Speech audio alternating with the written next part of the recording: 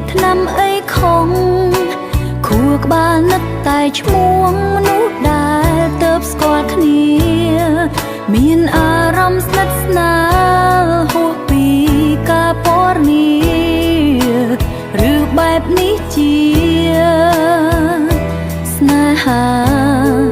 ក៏មានអារម្មណ៍ខុសឆ្គងព្រោះបេះដូងមានម្ចាស់ហើយតែហាមមិនបានឡើយបេះដូងប្រាប់ថាគេក៏ចូលចិត្តខ្ញុំអារម្មណ៍ស្នេហាពេលប៉ះនេត្រាញាក់បេះដូងចិត្តចេះតែនឹកគេមិននឹកដល់សង្សារមានអារម្មណ៍ថាជាស្នេហាដំបូងការជំនឿច្រាស់ច្រាខួរក្បាលឆ្លោះបេះដូងក៏អន់ដែតអន់ដងបេះដូងកក់ក្ដៅមិនចង់កុហកខ្លួនឯងតែនឹកក្រែងចិត្តសង្សារចិត្តចង់ប្រាប់គេថាធ្វើមិត្តធម្មតាទៅព្រោះយើងពីរនាក់គ្មានអារម្មណ៍ជ្រាលជ្រៅតែខ្លាចប្រាប់ទៅគេខូចចិត្ត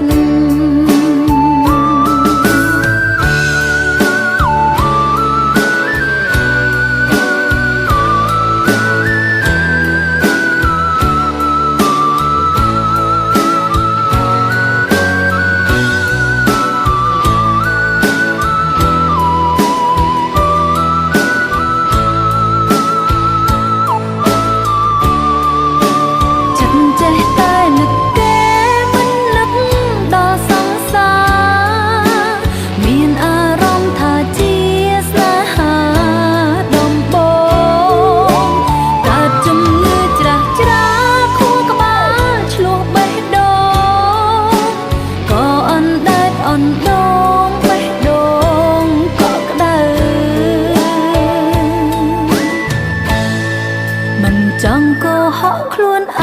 ងតែនឹកក្រែងចិត្តសង្សារចិត្តចង់ប្រាប់គេថាធ្វើមិត្តធម្មតាទៅ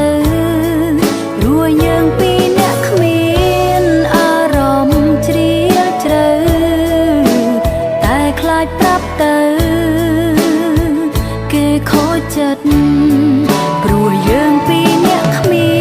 នអារម្មណ៍ជ្រាលជ្រៅខ្លាចប្រាប់ទៅ